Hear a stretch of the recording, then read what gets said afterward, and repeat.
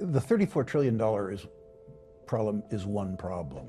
To me, the larger problem is the net present value of entitlements.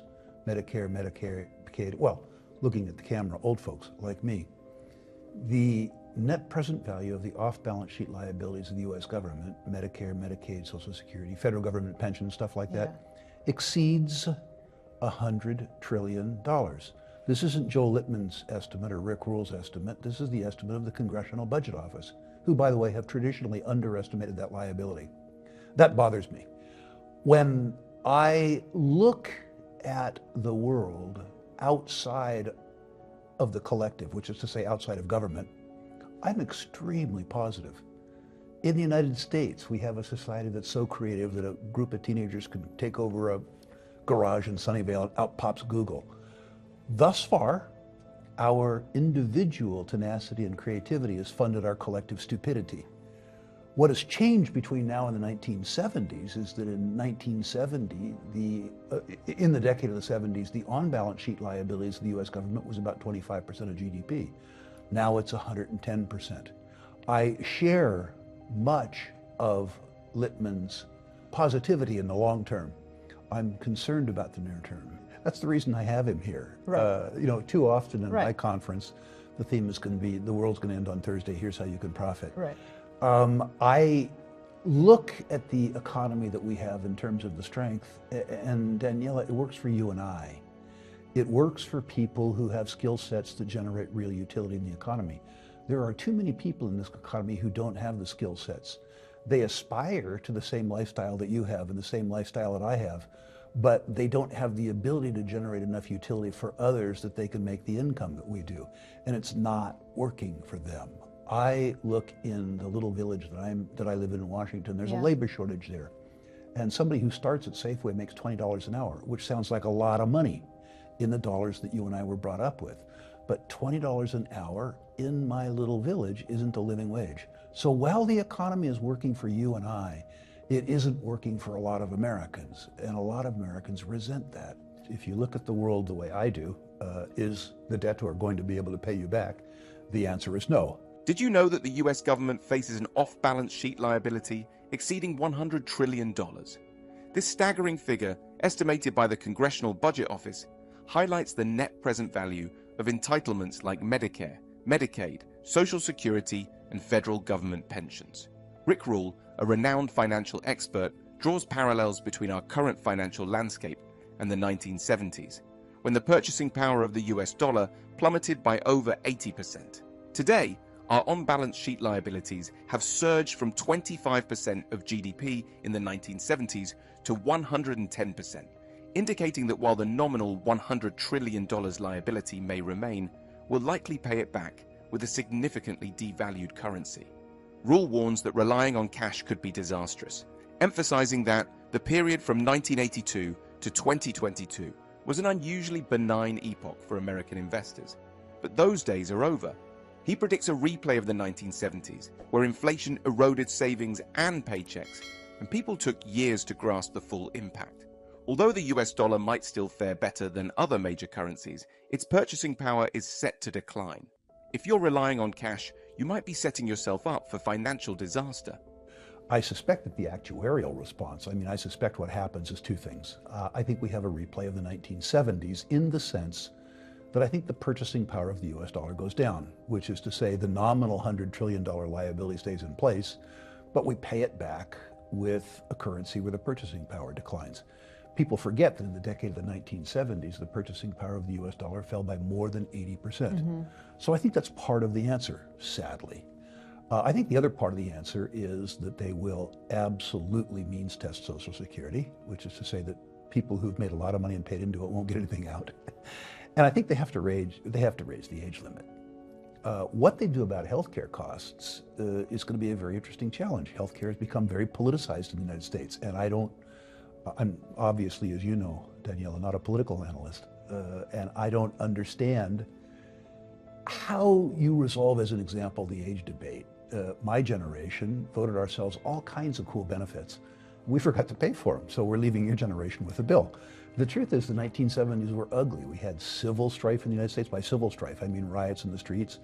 I decided to go to school in Canada because I lived in California. I didn't want to wear a gas mask to get to class.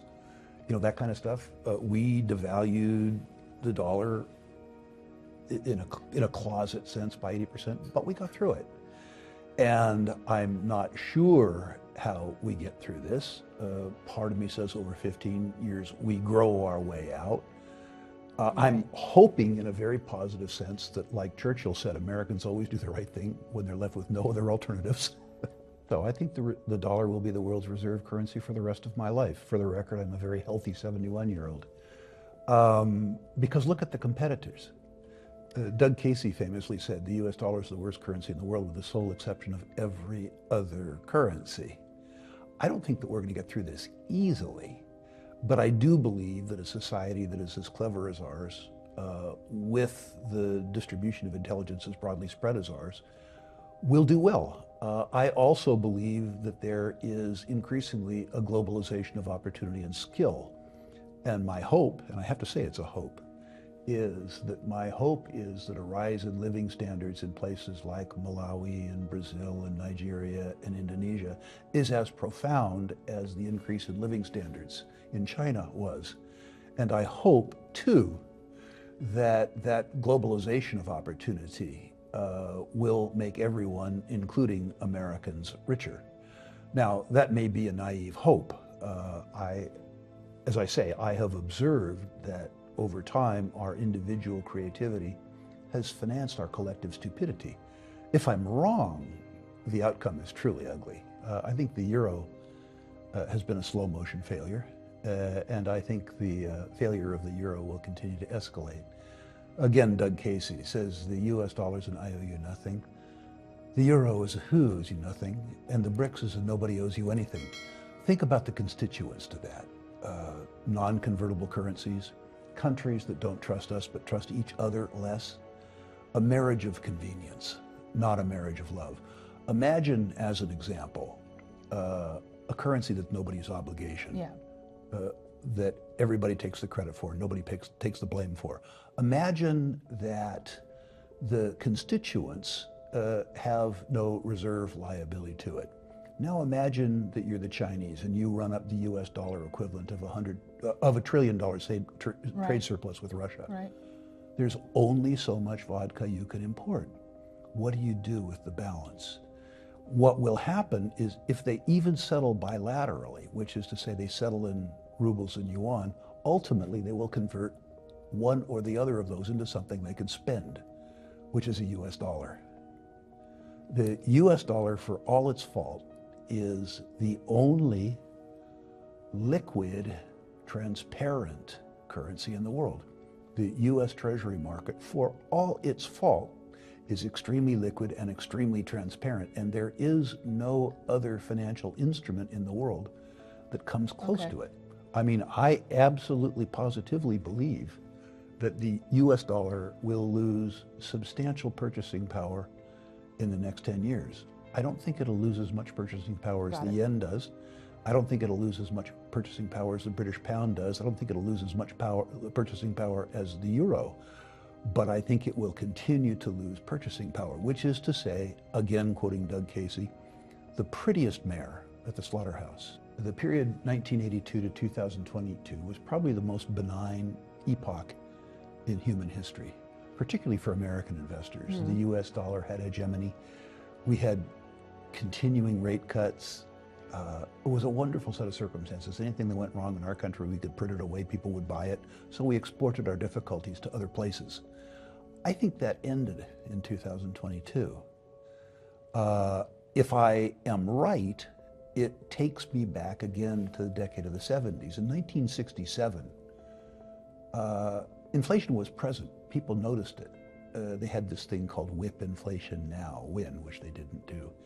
But it took the period 1967 to 1972 for Americans to understand the compound perniciousness of inflation.